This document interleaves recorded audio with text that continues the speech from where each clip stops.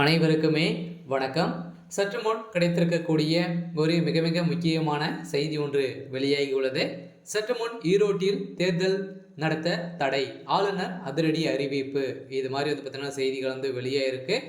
ஏற்கனவே வந்து பார்த்தீங்கன்னா இந்த தேர்தலை குறித்து வந்து பார்த்தீங்கன்னா திமுக அனைவருமே வந்து பார்த்தீங்கன்னா கலந்து பேசி தான் இப்போ இடைத்தேர்தல் வந்து நடத்த போகிறதாக அனௌன்ஸ்மெண்ட் வந்து கொடுத்துருக்காங்க இல்லையா. பிப்ரவரி 5ஆம் தேதி இடைத்தேர்தல் வந்து நடக்க போகுது. அதனால் ஈரோட்டில் கிழக்கு இடைத்தேர்தல் திமுக கூட்டணி வீழ்த்த பாஜக கூட்டணி வந்து தீவிரமாக ஏற்கனவே வந்து பார்த்தீங்கன்னா அனைத்து எதிர்கட்சிகளும் வந்து தீவிரமாக வந்து அடைந்து வந்திருந்த சூழ்நிலையில் இப்போ அதிரடியாக அனைத்து கட்சிகளும் ஈரோட்டில் தேர்தல் நடத்தக்கூடாது அப்படின்ற மாதிரி கோரிக்கை வந்து வச்சிருக்கக்கூடிய நிலையெல்லாம் இப்போ ஆளுநர் அதிரடியாக அங்கு தேர்தல் நடத்தக்கூடாது அப்படின்ற மாதிரி அறிவிப்பு வந்து கொடுத்துருக்காங்க.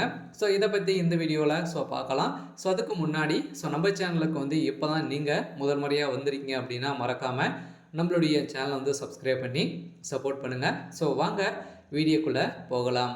அதிமுக, பாஜக, தமாக ஆகிய கட்சிகள் பொது எதிரியாக தான் திமுகவை கருதுவதால் பொது வேட்பாளரை ஆதரிக்கலாம் என்று கூறப்படுகிறது. எல்லா கட்சிகளும் தனித்து போட்டியிட்டால் அது திமுகவுக்கு சாதகமாக இருக்கும் என்பதையும் எல்லா கட்சிகளும் உணர்ந்து இப்போ உணர்ந்து இருக்கக்கூடிய நிலையில் ஈரோடு கிழக்கு தொகுதி காங்கிரஸ் எம்எல்ஏ சி.கே. இளங்கோவன் வந்து பார்த்தீங்கன்னா மறைவுக்கு தொடர்பாக அங்கு இடைத்தேர்தல் வந்து நடப்போகுது இல்லையா. அந்த இடைத்தேர்தலின் அடிப்படையில் தான் திமுகவுடைய விசி சந்திரகுமார் அவர்கள் தான் பார்த்தீங்கன்னா போட்டியிட போகிறாரு. இது பிப்ரவரி மாதம் வந்து பார்த்தீங்கன்னா 5ஆம் தேதி இருக்கக்கூடிய இடைத்தேர்தல் வந்து நடக்குமா அப்படின்றது தான் எல்லாருடைய கேள்வியாகவே வந்து இருக்குது. இருந்தாலும் வந்து பார்த்தீங்கன்னா ஆளுநர் RN ரவி அவர்கள் வந்து அதிரடியாக இப்போ சமீப காலத்தில் நிறைய பிரச்சனைகள் வந்து போயிட்டு இருக்கக்கூடிய நிலையில் இப்போ திமுகவுடைய வேட்பாளர் வந்து பார்த்தீங்கன்னா அவருடைய வீட்டில் முதல்வர் ஸ்டாலின் அவர்கள் வந்து 300 கோடி வந்து களத்தில் வந்து இறக்கிய சம்பவத்தினால இப்போ தெரிந்து அந்த 300 கோடியும் வசமாக சிக்கிய சம்பவத்தினால தான் இப்போ வந்து பார்த்தீங்கன்னா தேர்தலுக்காக பணங்கள் கொடுக்கக்கூடிய சூழ்நிலை உருவாக்கி இருக்கக்கூடிய நிலையில் தான் இப்போ வசமாக சிக்கியிருக்காரு. இதன் அடிப்படையில் தான் இப்போ ஈரோடில் இடைத்தேர்தல் வந்து நடத்தக்கூடாது அப்படின்ற மாதிரி தடை வழக்கு போட்டிருக்கக்கூடிய சூழ்நிலையில் தான் இப்போ அதிரடியாக திமுகவுக்கு ஒரு மிகப்பெரிய இடியாக தான் வந்து விழுந்திருக்கு.